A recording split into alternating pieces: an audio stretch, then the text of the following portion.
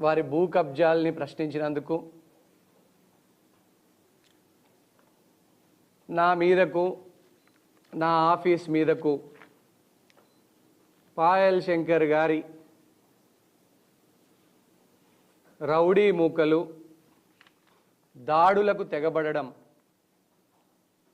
చాలా దురదృష్టకరం. కంది శ్రీనివాసరెడ్డి మీదకే పాయల్ శంకర్ మనుషుల్ని పంపిస్తున్నాడు, రౌడీల్ని పంపిస్తుండైతే ఇంకా సామాన్యులను, వ్యాపారులను, మధ్యతరగతి ప్రజల్ని ఎట్లా భయభ్రాంతులకు గురి చేస్తున్నాడో ఆదిలాబాద్ ప్రజలు, తెలంగాణ సమాజం అంతా కూడా చూస్తూ ఉన్నది. ఇంకా ఈయన మీడియా మిత్రులకు ఫోన్ చేసి నేను జర్నలిస్టులకు ఇళ్ల స్థలాలు ఇద్దామంటే కంది శ్రీనివాసరెడ్డి ఆపుతున్నాడని బెదిరిస్తున్నాడట. పాయల్ శంకర్ గారు, మీకేమైనా సోయుండి మాట్లాడుతున్నారా? మీడియా మిత్రులకి ఎక్కడంటే అక్కడ ప్రభుత్వ పట్టా భూమిని ప్లాట్లు చేసి ఇవ్వడానికి కంది శ్రీనివాసరెడ్డి ఎప్పుడు ముందు వరుసలో ఉంటారు. నీకు నిజంగా చిత్తశుద్ధి ఉంటే నేను, నువ్వు ఇద్దరం సీఎం గారి దగ్గరికి పోదాం.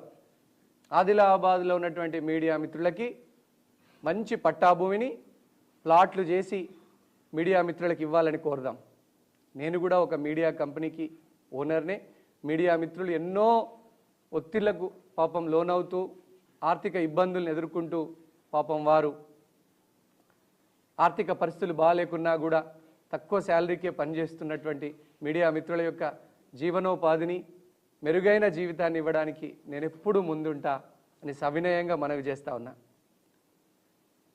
కంది శ్రీనివాసరెడ్డిది పెట్టే చెయ్యి, పాయల్ శంకర్ది లాక్కునే చెయ్యని ఆదిలాబాదులో ఏ చిన్న పిల్లగాన్ని అడిగినా చెప్తారు.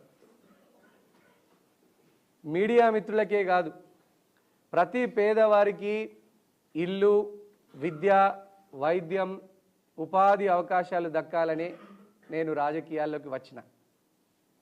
పాయల్ శంకర్, నీకు దమ్ముంటే ఇద్దరం కలిసిపోయి అడుగుదాం సీఎం గారిని, ఆదిలాబాద్ జర్నలిస్టులందరికీ ఇళ్ల స్థలాలు, పట్టాలు ఇవ్వాలని, ఇల్లు కూడా ఇవ్వాలని.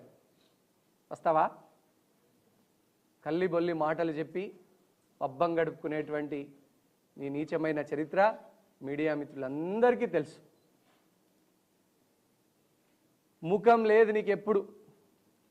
ఎప్పుడు పోయినా పైసల పైరవీలు చేస్తున్నావు.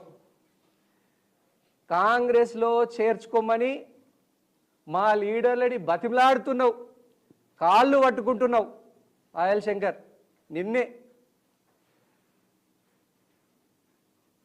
నిన్ను మోకాళ్ళ మీద హైదరాబాద్కు నడిచెచ్చి యాత్ర చేసినా కూడా నిన్ను కాంగ్రెస్ పార్టీలో చేర్చుకోమని చేర్చుకోము. నీలాంటి భూ కబ్జాదారుడు మా పార్టీకి అక్కర్లేదని మా పార్టీ అధినాయకత్వం చెప్పింది నిజం కాదా? ఇప్పటికీ కూడా మా పార్టీ హైకమాండ్ చుట్టూ తిరుగుతూ ఉన్నావు కాంగ్రెస్ పార్టీలో నన్ను పాయల్ శంకర్ని చేర్చుకోమని. నువ్వు మోకాళ్ళ మీద యాత్ర చేసినా, తలకిందుల తపస్సు చేసినా కాంగ్రెస్ పార్టీలో నిన్ను చేర్చుకోము అని అధిష్టానం తెలియజేసినట్టు మాట వాస్తవం కాదా? పాయల్ శంకర్ అంటేనే కబ్జాలు, రౌడీయిజం, బెదిరింపులు గుర్తుకొస్తాయి. కంది శ్రీనివాసరెడ్డి అంటే అన్నదానం, ప్రజాసేవా భవన్, ఎవరికి లొంగని మనస్తత్వం, ప్రజల పక్షాన నిరంతరం పోరాడటమే గుర్తుకొస్తుంది.